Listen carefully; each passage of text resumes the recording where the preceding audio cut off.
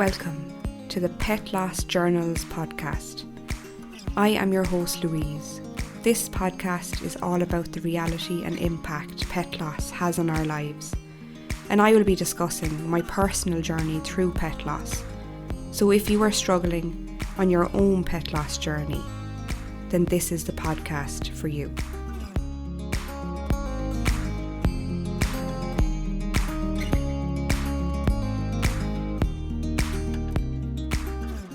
Welcome to episode 37 this week, and I would just love to say a special thank you to someone who reached out to me and said that the downloadable free pet loss journal prompts guide really helped them. And why I'm mentioning this is a resource that I have mentioned quite a lot on the podcasts, and I'm really proud to kind of mention it again. And this person downloaded the journal prompts and explained to me how beneficial and helpful the prompts were to not only her but to her partner.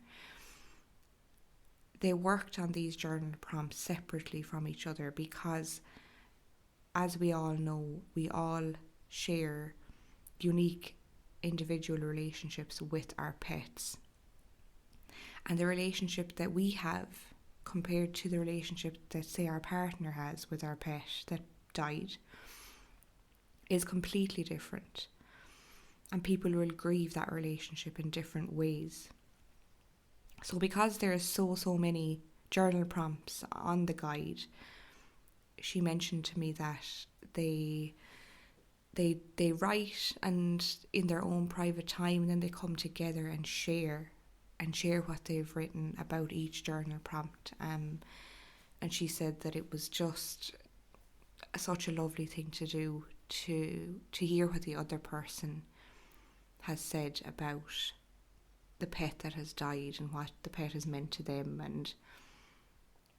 And I just wanted to share that because it's the first time somebody's said that to me, and I've never thought of it that way. I've never thought to mention to use the journal prompts in that way. Because they're so private and individual, it's completely up to the person and what they're going through. It might be a real private thing for you to do, or it might be a thing that you do together, you know, as a couple that are both grieving the death of your pet. So thank you so much to that wonderful person that reached out and shared their experience with me. It was absolutely incredible to hear how it has helped. If you're listening, you're like, where do I get these journal prompts? It's always linked in the show notes, so you can click on that and download it.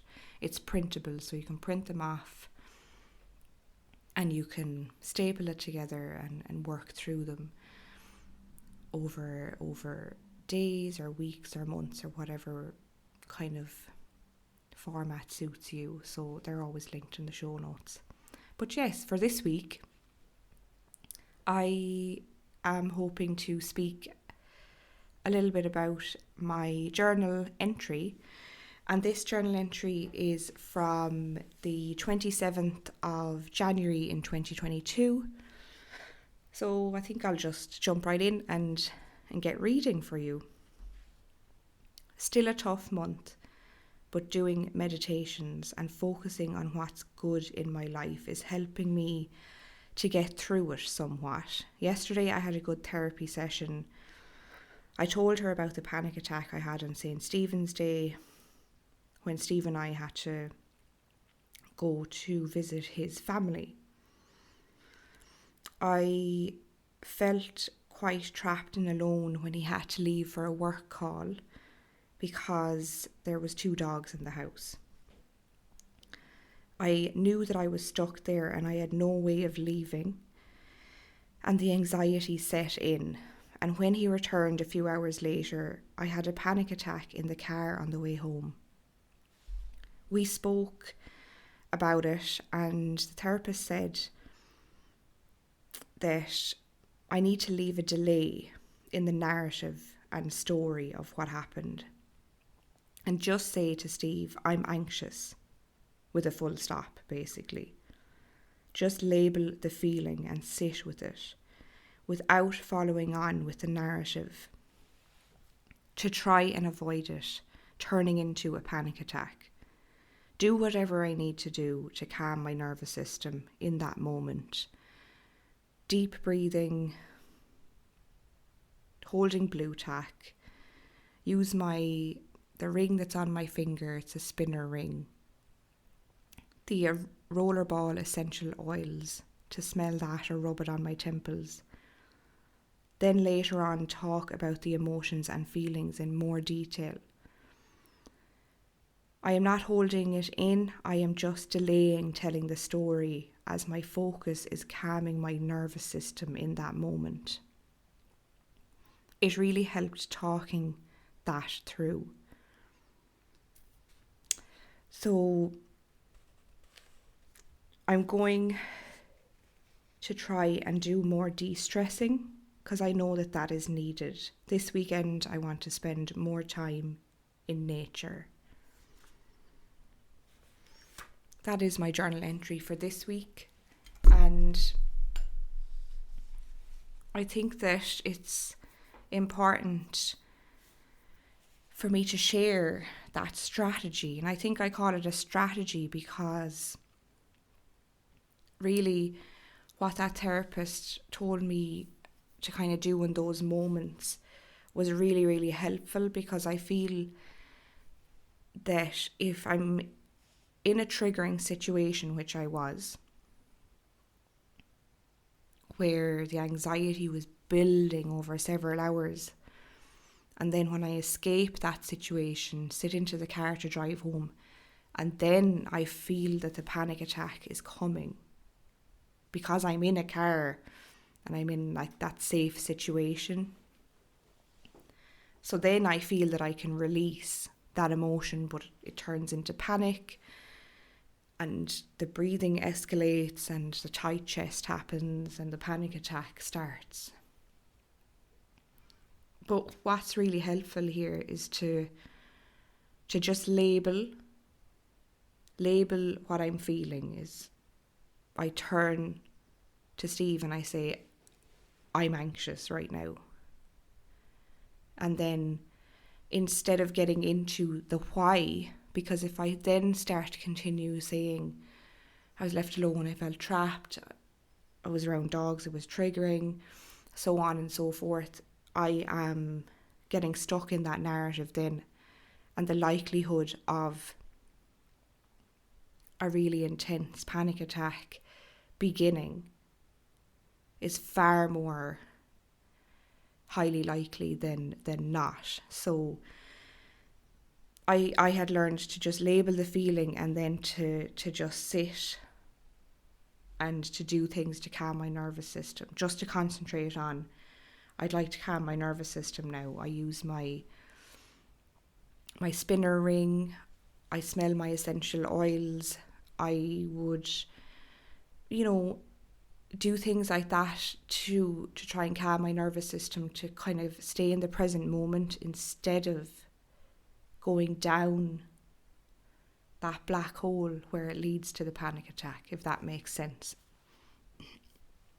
If you're resonating with any of what I'm saying, my heart is with you, because it's dreadful to have to experience that. It really, really is.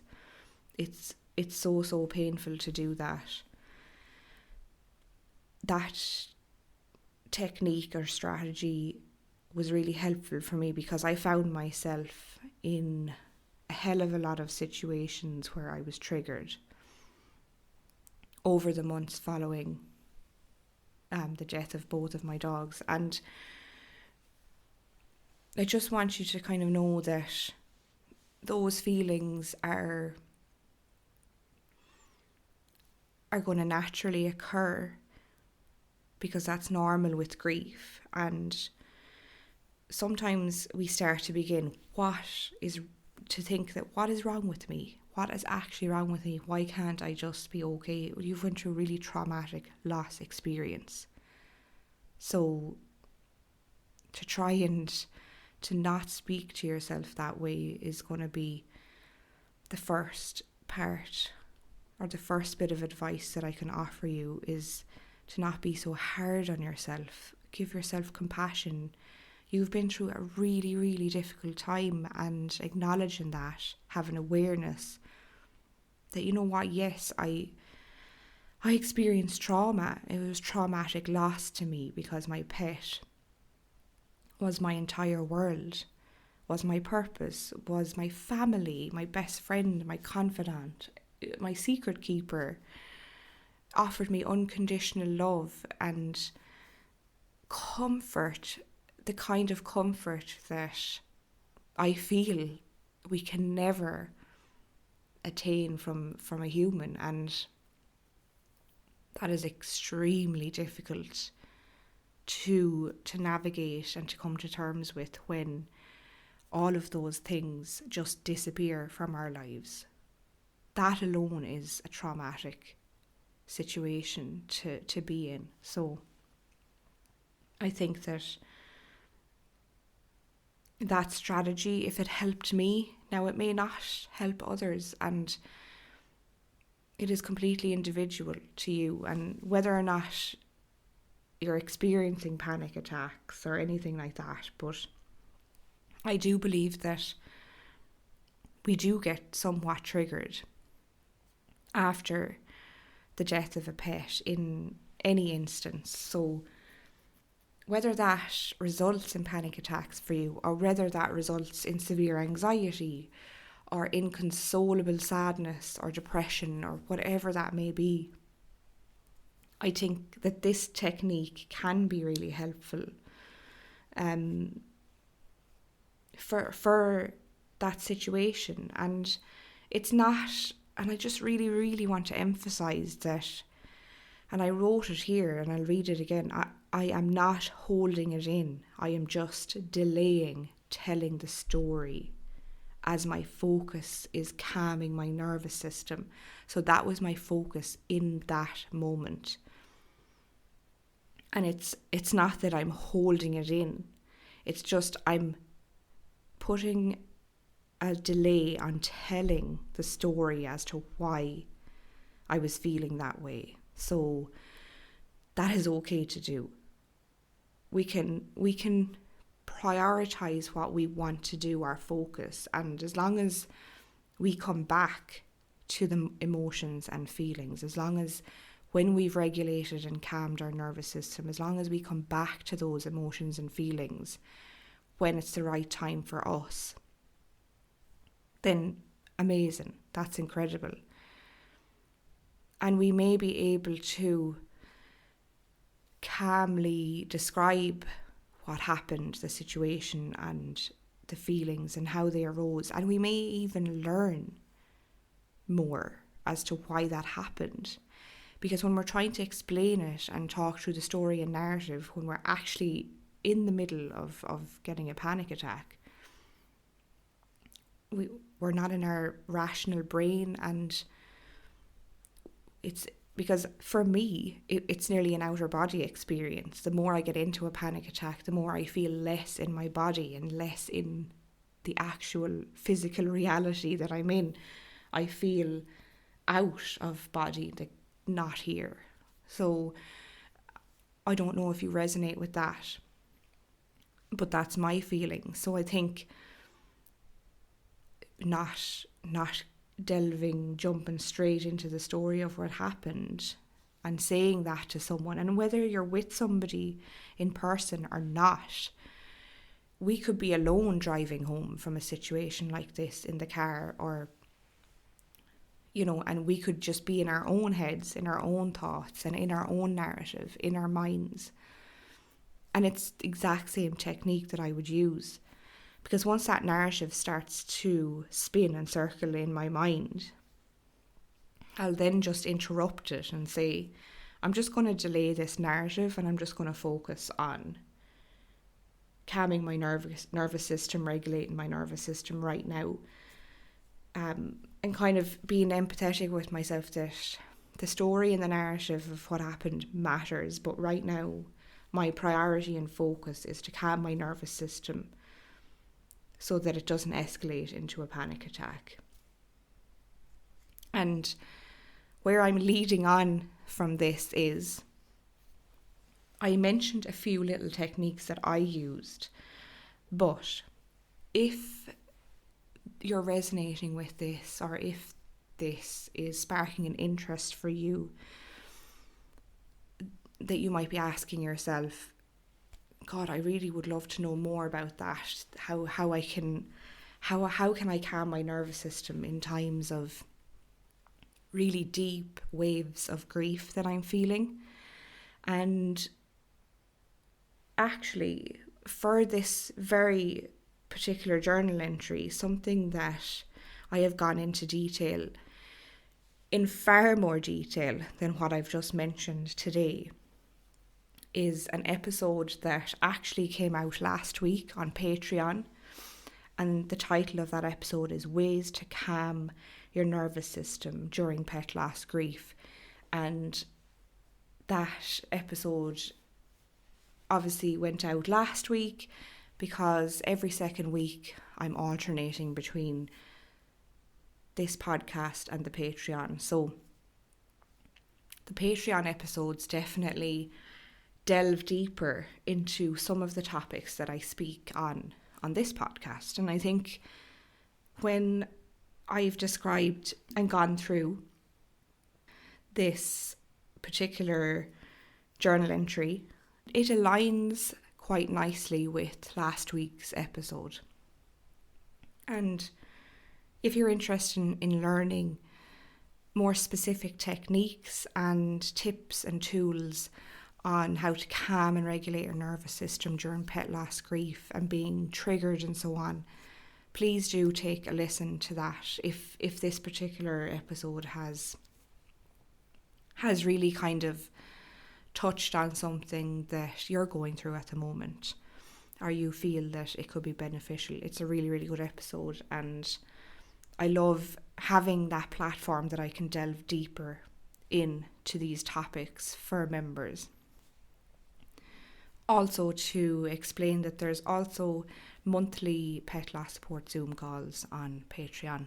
You get sent the Zoom link to your inbox, so that is something extra that you'll receive. And also there's other episodes to catch up on over there.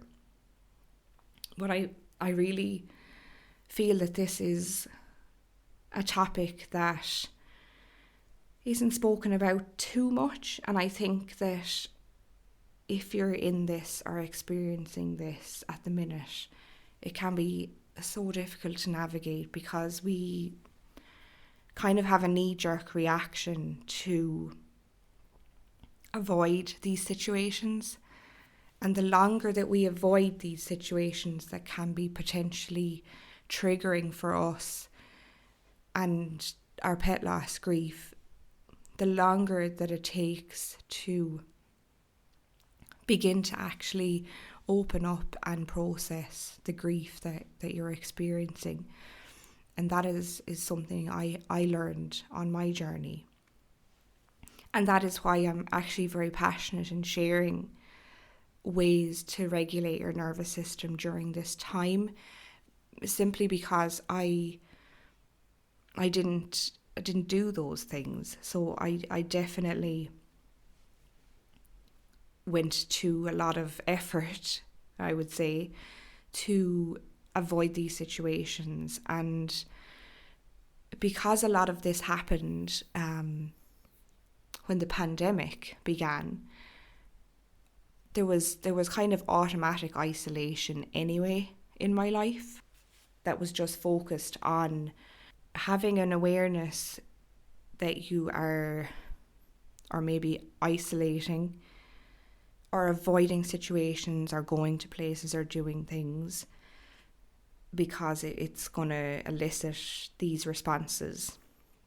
It's so normal to want to just stay away from everything, but I'm just gently saying to you that the longer that you avoid these situations and the longer that you don't expose yourself to certain situations with other animals or other pets or friends' pets or whatever situations that you had been with your pet that might cause you to have really distressing reactions, it's gonna take longer to process that pain.